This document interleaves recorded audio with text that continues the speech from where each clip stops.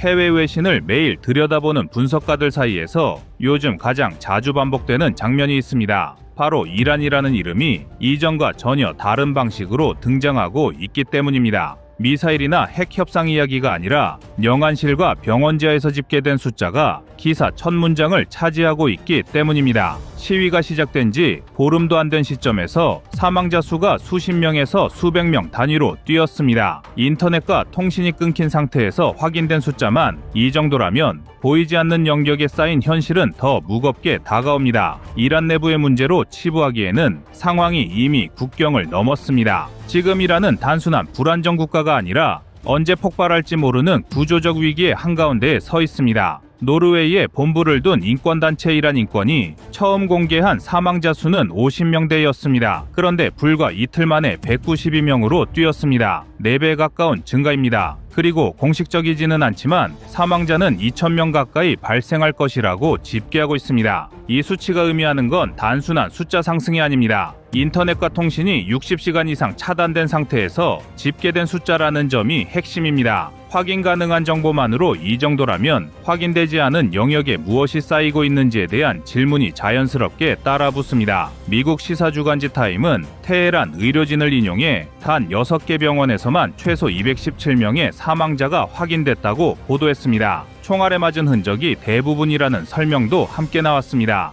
외신들은 이 시점부터 표현을 바꿉니다. 충돌이나 진압이라는 단어 대신 학살 가능성이라는 구조적 단어를 사용하기 시작합니다. 이 흐름을 한국 언론도 그대로 받아 적지 않았습니다. 국내 언론사 보도에서 공통으로 강조된 장면은 병원입니다. 시위대가 실탄에 맞아 숨졌고 시신이 병원 안에 쌓이고 있다는 증언입니다. 단순 시위가 아니라 국가 권력이 의료 공간까지 장악하는 단계로 넘어갔다는 신호입니다. 이란 검찰이 시위대를 모하레베, 즉 신에 대한 전쟁 범죄로 규정했다는 대목에서 외신 분석은 한 단계 더 깊어집니다. 이 표현은 사형 선고로 직결될 수 있는 법적 장치이기 때문입니다. 실제로 이란 혁명수비대는 안보 수호를 레드라인이라고 선언했습니다. 이 조직은 단순한 군대가 아닙니다.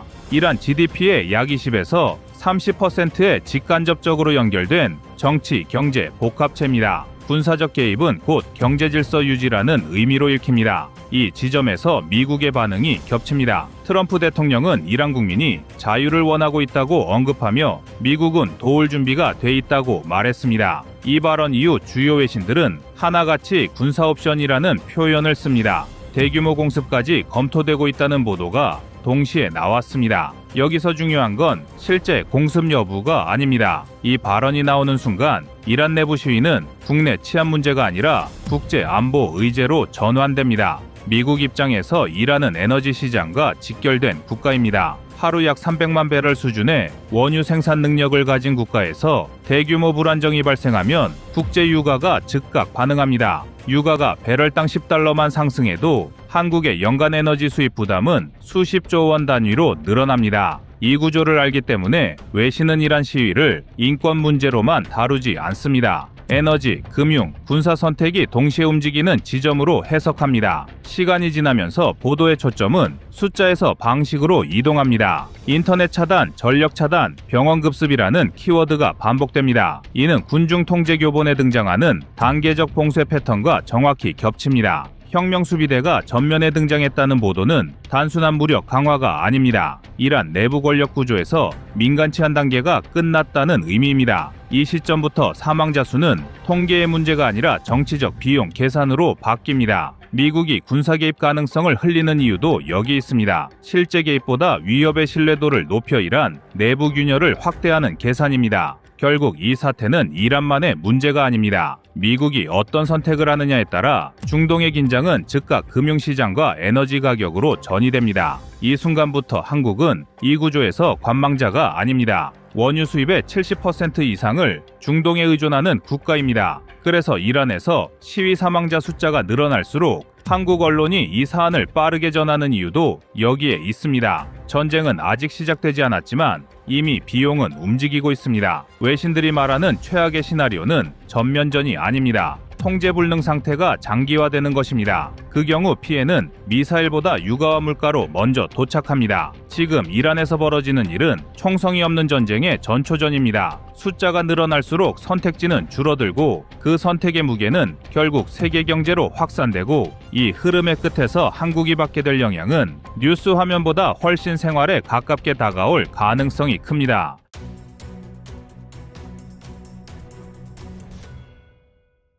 다음은 25년 3월 15일 이란 드론 항모 한국 기술 영상입니다.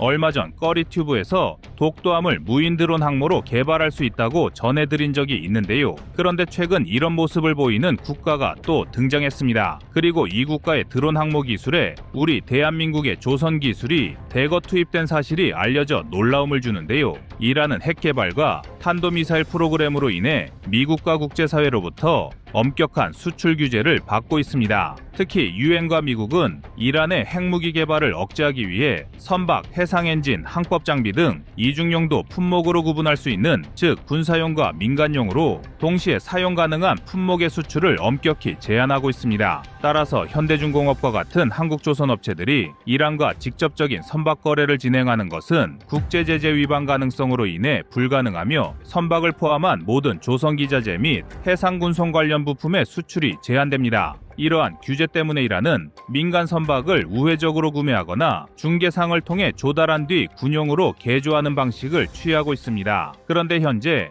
이란이 드론 항모로 전용한 배가 한국에서 만든 컨테이너선 페라리입니다. 그런데 수명이 다해 폐기돼도 전혀 이상하지 않을 배를 개조해 드론 항모로 전용한 것인데요. 이 항모는 바로 이란의 드론 항모 샤히드 바게리입니다. 샤히드 바게리 항모는 한국산 민간 컨테이너선 페라리를 이란이 인수하게 되면서 시작됐습니다. 세계 수출 규제가 없던 당시 이란은 한국의 조선 기술력은 세계 최고 수준이며, 이 배는 이미 여러 차례 국제안전검사까지 통과했다는 점을 강하게 어필하며 이란과 거래가 성사되어 수출된 민간 컨테이너선이었습니다. 그런데 문제는 현재 이란의 입장에선 수출 규제 문제로 인해 군함을 새로 건조할 능력과 해외 구매 루트가 막힌 상황이 발생하게 됐습니다. 때문에 이란은 이미 보유한 민간 컨테이너선을 개조하는 돌파구를 강행했습니다. 그러나 자국에서도 수명이 거의 다한 선박으로 드론 항모를 만든다고 하니 내부에서도 여러 반발이 일어났습니다. 그런데 뜻밖의 결과가 나왔습니다. 컨테이너선 페라리가 드론 항모인 샤히드 바게리로 전용되면서 국내 불만은 사그라들었는데요. 반면 한국에게는 이란 때문에 골머리를 썩이게 됐습니다. 그도 그럴 것이 과거에 수출된 한국산 민간 선박이 지금처럼 드론 항모로 개조해버리면 문제는 더욱 심각해지기 때문인데요.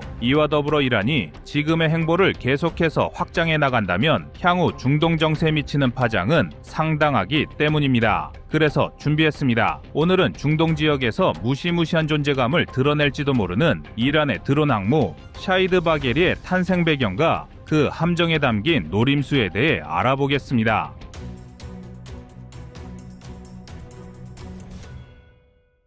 먼저 우리 한국이 앞으로 어떻게 대응해야 할지까지 빠르게 살펴보겠습니다. 이 배 샤히드 바게리는 원래 이름이 페라리였습니다. 현대중공업에서 1998년에 수주해 2000년에 진수시킨 36,000톤급 컨테이너선인데요. 페라리라는 세련된 이름과 달리 이제는 적들의 경계 대상 1순위인 샤히드 바게리로 재탄생했습니다. 생각해보면 너무나 상반된 이미지입니다. 한국 민간 조선소에서 깔끔하게 만들어진 상업용 배가 이란의 무인 항모가 돼버렸으니 말입니다. 어떻게 이런 극단적인 변신이 가능했을까요? 여기에는 이란의 궁극적인 해상 전략이 깔려 있습니다. 이란은 오래전부터 걸프 해역, 특히 호르무즈 해협에 대한 군사적 우위를 갈망해왔습니다. 국제제재 때문에 신형 군함을 건조하거나 수입하기 어려운 처지에서 넓은 갑판을 가진 대형 선박에 눈을 돌렸고 거기에 자신의 강점인 드론 전력을 얻는 발상을 하게 됩니다. 사실 미국도 과거 2차 대전 시절 화물선을 대량으로 항모로 개조해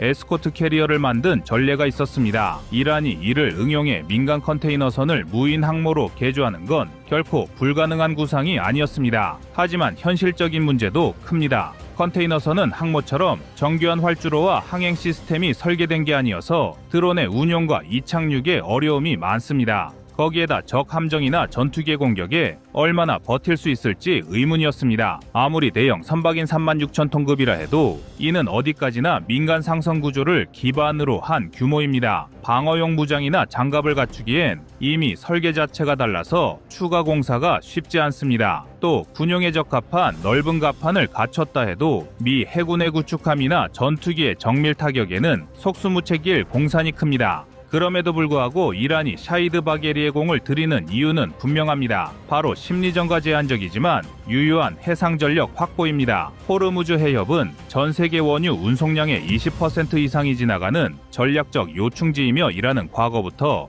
여기서 해상 봉쇄나 위협을 가하는 능력을 과시해왔습니다. 드론 항모가 가진 상징성은 주변국에 대한 억제 효과는 상당합니다. 그리고 해외 언론에 대한 선전 효과에서 절대 무시할 수 없는 수준으로 작용할 겁니다. 드론 모함이라는 단어가 얼핏 들으면 SF 영화 같은 느낌을 주기도 하지만 사실 현대전에서 무인기의 위상은 상상을 초월할 정도로 커지고 있습니다. 미국은 이미 MQ-25 스팅레이 같은 무인 공중급유기를 항모에 탑재하려 시도 중이고 중국도 무인 수상전과 무인기를 결합한 차세대 함정을 연구하고 있습니다. 이란처럼 직접 컨테이너선을 개조하진 않아도 무인기를 효과적으로 활용할 해상 플랫폼 경쟁이 벌어지고 있다는 뜻입니다. 그럼 이란은 실제로 어떤 드론들을 샤히드 바게리에 탑재할까요? 대표적인 자폭 드론 샤헤드 136부터 추후제트 추진형 무인기까지 다양한 모델이 거론됩니다. 이 중 주목해야 할 건 카에르 313이라는 스텔스형 무인 전투기 개념인데요. 원래는 유인기로 발표됐다가 전 세계에 비웃음을 샀지만 무인기로 전환되면서 이란이 보유한 나름의 독자 기술을 입증하고 있습니다. 특히 이런 드론들은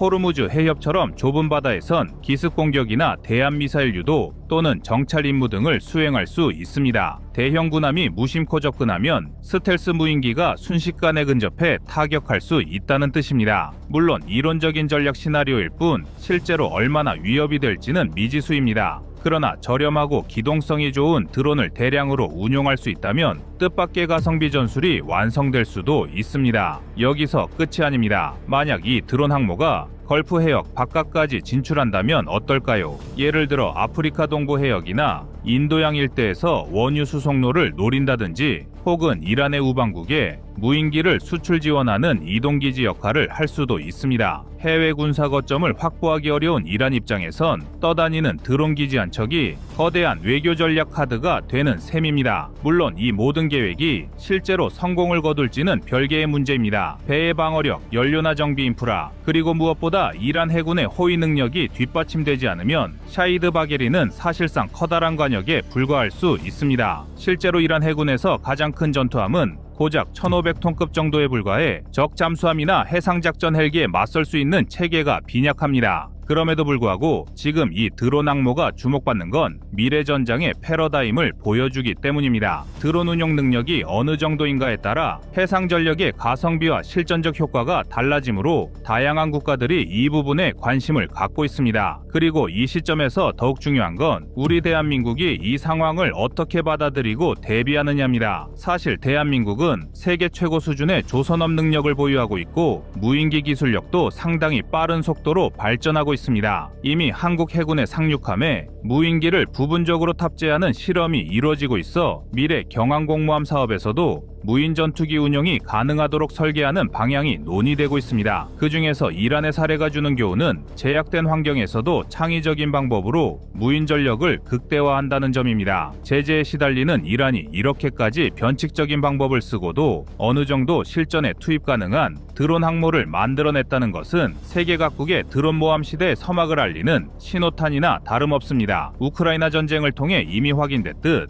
무인 체계가 가져다주는 파괴력과 전술적 이점은 상상을 초월합니다. 배만 크게 만들어서 막강한 무기를 싣던 시절이 지나가고 드론 대량 운용 시대가 열리면서 육해공군의 모든 전술 교리를 싹 다 갈아엎어야 할 지경입니다. 드론은 공중, 지상, 해상을 가리지 않고 투입할 수 있으며 갈수록 인공지능과 첨단 센서를 접목해 자율작전이 가능해지고 있습니다. 이런 흐름에서 해상 드론 모함은 해군력의 판도를 송두리째 바꿀 게임 체인저가 될 가능성이 큽니다. 물론 한국의 경우 이미 기술적인 측면에서 이란보다 훨씬 앞서 있습니다. 그러나 드론 운용 개념이나 대규모 무인체계 통합 노하우에 있어서는 아직 미국처럼 축적된 실전 경험이 부족한 게 사실입니다. 결국 미래 해군 전력에서 어떤 드론을 어떤 함정에 어떻게 융합시킬 것인가가 관건이 될 것입니다. 그렇다면 최종적으로 우리가 이 상황을 어떻게 해석해야 할까요? 첫째, 이란의 샤히드 바게리는 현 시점에서 완벽한 군사적 위협이라기보다는 정치적, 심리적 상징성이 강합니다. 거대한 몸체에 드론 수십 대를 싣고 다닌다는 이미지 자체가 주변국에 압박을 주기에는 충분합니다. 실제 전투 능력은 미지수라도 이란으로선 억제력을 높이는데 적지 않은 효과를 거둘 수 있습니다. 둘째로 드론 모함이라는 개념 자체가 우리에게 주는 메시지는 분명합니다. 앞으로 해군력의 핵심은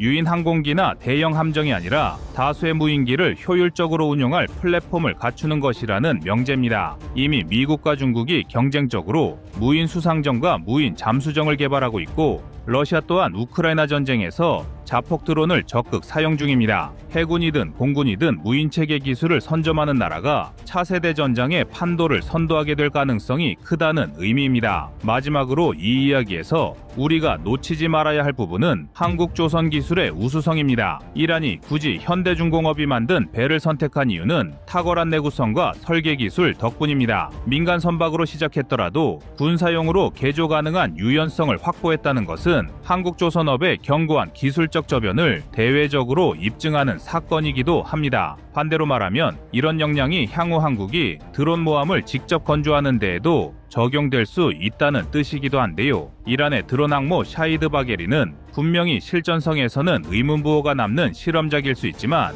그 도전 정신과 파급 효과는 결코 간과할 수 없습니다. 때문에 이런 혼란한 국제정세 속에서 한국도 세계 최고 수준의 조선 능력과 무인기 기술력을 살려 미래 해상전에서 드론 모함의 개념을 더욱 발전시켜 나가야 할 시점입니다.